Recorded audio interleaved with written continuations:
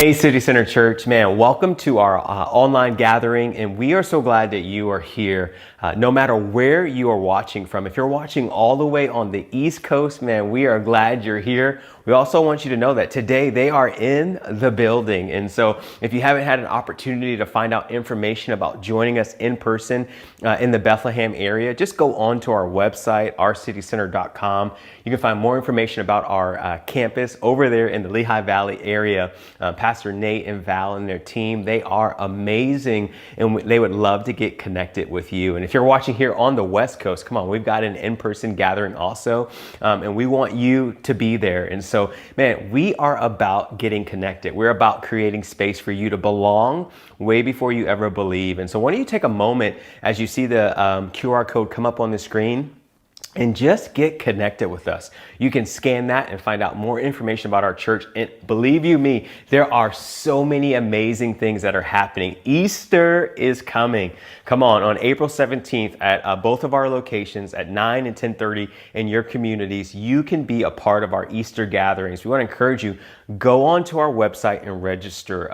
Space is limited and we want you to be there. Here on the West Coast, we have an extravaganza that's happening on April 9th, and we want to encourage you, come on out, get registered, bring the family, bring the kids. You can find more information out on our website to be a part of that. Well, hey, we are in week 9. It's crazy to think that we are in the 9th week of our series on joy. And come on, if we're all being honest, in the middle of what's going on in our world and in our society, we all need a little bit more joy. We need a better understanding of what joy is and how to attain joy. But here's what I've learned. There are many thieves of joy, things that try to steal joy from us. Have you ever had joy stolen from you based off of something that's happened in your life? I believe we've all had it. And I can think of a moment in my life where joy was stolen. Now, probably many moments, but this moment where joy was stolen, and it was so profound because it impacted not just me, but it impacted someone I love. And I believe that there are times in our lives where we can deal with the difficulties that we're walking through, but when it happens to someone we love or someone we care about, it's even harder. I remember at age, what was I? Man, so long, it seems so long ago, but at age 16, I remember me and my mom driving to Walmart, or back in the day, we used to call it Wally World. And it was a super foggy day. And as we were leaving Walmart, we went through a stoplight. And as we were going through the stoplight, and our light was green, someone on the highway or the main road ran the red light. And it was one of these like crazy moments where I'm driving, I'm talking with my mom, we're driving through the intersection, and we just get smashed. It's like I'm driving here and it's like I see these lights coming. It's like, oh my, and we just get hit, and it turns our car, and we go about 30, 50 feet down the road that way because of the impact of how hard they hit our car. And I remember as the car stopped and my mom is crying because both of her legs were broken. I remember getting out the car and I just start kicking the car, and I'm like, God, why would you let something like this happen? And at that moment, there was no joy. There was no happiness. There was just, man, frustration and anger and sadness and the why, God. And I remember as that happened, that I felt God say to me, but I was with you the entire time. And the interesting thing is, as the police came and they saw me there, they were wondering, like, how are you still standing and how are you guys still alive? Like, I remember at that moment, they said that we should not be here right now, or at least be in critical condition. But I believe there are times in our lives where there's things that happen that steal our joy, and we have no understanding of how we're going to make it through. But here's what I've learned about something that has helped me in my life. Number one, when you have the question of like things like what steals our joy, here's our main point for today. Worry will rob you of your joy, but worry will rob you of your joy by attacking your mind and your heart. Have you ever had a moment where like worry creeped in and it attacked both your heart and your mind? And I remember as I was in that car, my worry was my mom and her legs, because what you don't know is 2 years earlier, she broke her legs also. And I was worried about the car that was now totaled. And I was worried about like what this was going to do to our family. Man, worry will steal joy. And it'll attack our minds and it'll attack our hearts. And that's why I love the book of Philippians. We've been walking through that. And if you've missed any of the weeks of our series, I want to encourage you, go onto our website, because you can watch back all of these weeks because they all are building upon each other. Last week was a great week.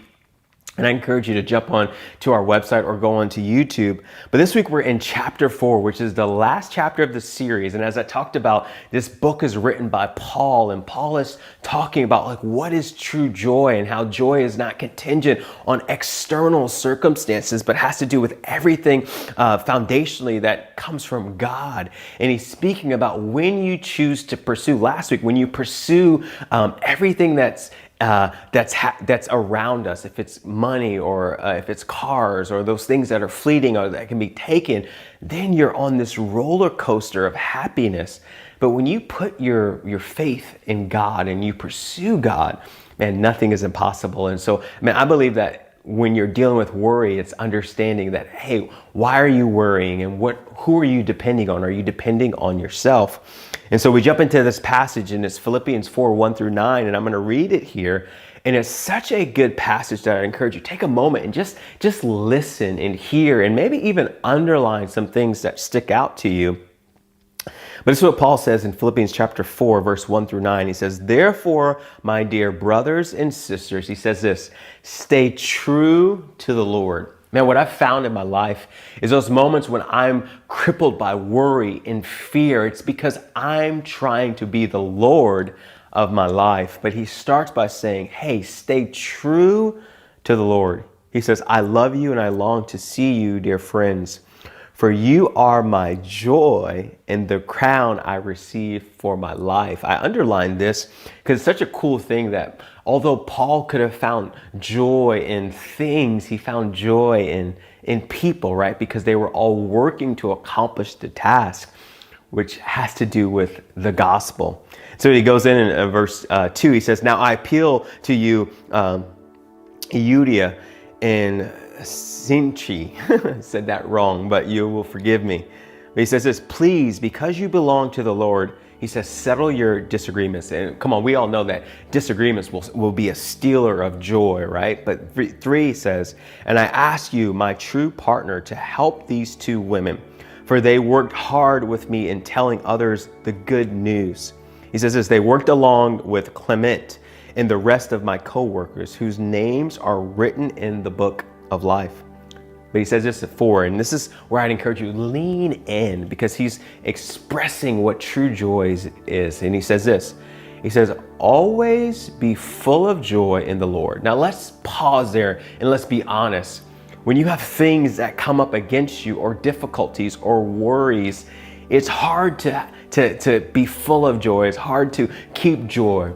But that's where you have to change joy and happiness, right? Because happiness is contingent on external circumstances, but joy has nothing to do with circumstances. It has to do with who you follow and who's your God. And that's why he says, always be full of joy in the Lord, right? Understanding that God is always with us when we're walking through things. As I said in my story, even though that difficult thing happened to me and my mom, God was with us and he protected us.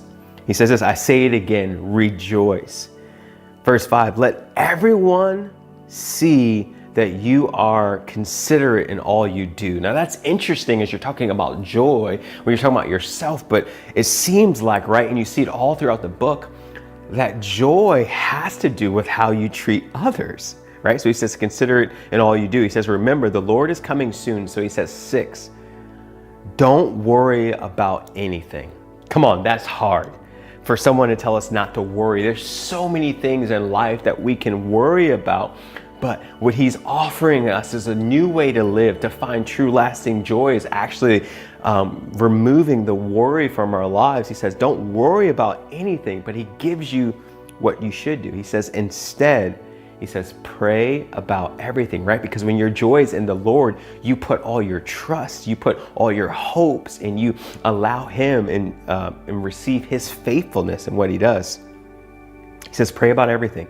He says, tell God what you need and thank him for all he has done. Man, I found that when you have a thankful heart, even in the midst of difficult things, your circumstances look different because you got hope, even though you're dealing with difficulty. So he says, hey, be thankful. Man, I think we all need to be a little bit more thankful. And so he says, tell God what you need and thank him for all he has done. Verse 7, then you will experience God's peace. Now we can pause there. Peace is one of the most important and life-changing things that we can have. Like having peace to know that God has got it, to have peace to know that even when I'm walking through something difficult, that God is right there next to me. And so he says, hey, when you do these things, right? When you don't worry, when you pray about everything, when you tell God what you need and thank him for all he's done, he said, then at that point you will experience God's peace. And he says this, which exceeds anything we can understand. So man, when you're trying to find peace in money or in relationships or in houses or in the stock market or in your country, whatever you're finding it in that's fleeting, those things can be taken. But when you find it in God, you will experience God's peace that exceeds everything else. And he says his peace will guard your hearts and minds as you live in Christ Jesus. And now, dear brothers and sisters, one final thing. He says this, fix your thoughts on what is true and honorable and right and pure and lovely and admirable. Think about things that are excellent and worthy of praise. Keep putting into practice all you've learned and received from me, everything you heard from me and saw me doing. Then the God of peace will be with you. Come on, if we didn't talk about anything else, I'd encourage you that when you focus and think on the right things, man, you will have peace that exceeds your expectations, exceeds what you've always wanted. So what can we learn? Here's some quick things that we can learn. Number one, what is worry? Philippians 4:6 says, worry, anxious, to be pulled in different directions. You ever had worry where you're like, oh, I'm going this way and that way, and there's just things all around you? Old English root word for that is to strangle. Have you ever had worries that felt like they were strangling you? It says this about worry. Worry affects everything from our physical appearance and health, right? So when you worry, you have headaches, ulcers, digestion issues, just etc. So many things. To our mental health, right? So to our body, our physical and our mental, in the way we think and our decision making, worry will decapitate and cripple us. Spiritually, worry is wrong thinking, the mind, and wrong feeling, the heart, right? So spiritually speaking, when you worry, your mind is off, your feeling, your heart is off in regards to circumstances, people, and things. Worry is faith in the wrong things. Come on, whenever I've worried, it's because I'm worrying about things that I'm trying to control. Any control freaks out there, right? Control addicts. What I'm trying to take control of, what I'm trying to get, what I'm trying to keep. Here's what surveys say. Surveys say that only 8% of the things we worry about are actually legitimate concerns. Come on, think about that. Only 8% of the things we worry about are actually legitimate concerns. He says this, the other 92% are either imaginary, never actually happen, or involve matters outside of our control. Is that not crazy? But don't we do it? We try and worry about things that are outside of our control or don't really matter or even are imaginary in our minds. So as we get ready to close today, I just want to give you 3 habits to defeat worry and experience the peace of God. 3 simple habits to defeat worry and experience the peace of God. And it starts with verse 6, which is such a profound verse. And I'm only going to read a portion of it, but it says this in verse 6, don't worry about anything. Instead, pray about everything. Tell God what you need and thank him for all he's done. Man, there's 2 things that you got to think about here. Number 1, though, is pray. man, I want to encourage you that prayer is effective. It's impactful. It works. God is listening to you. So prayer has to be the first and not the last result. Sometimes there's things that we need and we work or we talk and we don't ask God. So we have to pray, but there's two parts. You ask and you thank. You ask Him for what you need, but you thank Him for what He's already done. When your situation seems too hard for you to bear or you can't make it, you ask God with the remembrance of thanking Him for all the great things He's already done in your life. Number two is this. You look at verse 8, it says, "And now, dear brothers and sisters, one thing, fix your thoughts on what is true and honorable and right and pure and lovely and admirable. Think about things that are excellent and worthy of praise." So number one was to pray. Number two is to fix your thoughts. Come on, when you think wrong or when you allow worry to control you and it's imaginary and or it's coming from different things that you can't control, you've got to fix your thoughts, because joy is going to be diluted and it'll be taken by our worry. Our joy will be replaced with our worry. So you got to fix your thoughts. How do you do that? What do you think about most? Ask yourself that question. Wrong thinking leads to wrong feelings. So whatever is true, Satan attacks us by making us question the truth. Whatever is truth, Satan's going to attack you. Whatever is honest and just, news and social media will attack it. Whatever is pure and lovely and good and of good report, what are you feeding yourself with? Here's a bigger question, like, is it worth it? Today, as we get ready to close, I'll give you this last point. But I love number 9, and it says this: keep putting into practice all you've learned and received from me, everything you heard from me and saw me doing, then the God of peace will be with you. I'd encourage you today that all that we've talked about today, that you put it into practice, that you start praying about everything, so you ask and you think, that you fix your thoughts, right? So that you're not worrying about things that you actually can't control or are not actually there. But then you put into practice all of these thoughts, so that as you worry creeps in, you remind yourself that you are the Lord's and that God is with you. And when you put your trust and faith in Him, He'll take care of the things that you can't control. Come on. Sometimes we try to control things, but God is the best at that. So place it in Him. So as we take our next steps and as we get ready to close our time today, this peace is available to you today. His peace that God offers is available to you. And all you have to do is accept Him. What is that? What is accepting Him? It's really saying, God, I give you control of everything about me. That I don't try to take control, or I'm not going to worry about the things I can't control, but I'm going to put my trust in you. And the Bible will say that if you will confess with your mouth that God is Lord and believe in your heart that He raised Jesus from the dead, then you can be saved, which is just in relationship with Jesus. And so if that's you and you want to take that next step, I want to encourage you, let us know so that we can walk you through that process. And it's a simple process. And then this week, I want to encourage you, if you want to grow in your joy, take time every day to just read through Philippians 4:1-9. And then lastly, come on, get connected with us. Well, hey, we're so glad that you are with us today. As I said, there's so many great things that are going on at City Center Church. We want to encourage you from the East Coast to the West Coast that you jump in. Come on, we got egg hunts that are coming up. We've got Easter that's coming up. And right now, at the end of our gathering, we have our after party where you can engage in conversation about what we just discussed, ask questions, challenge each other, encourage each other. I want to encourage you to be a part of that. Well, hey, let me pray for you and we'll be out of here. God, I thank you for today. Thank you for everyone that's listening in right now. Pray that you give us eyes to see and ears to hear, eyes to see you, ears to hear your voice. God, because you are worthy and holy. God, we love you. We praise you. It's in Jesus' name. Amen.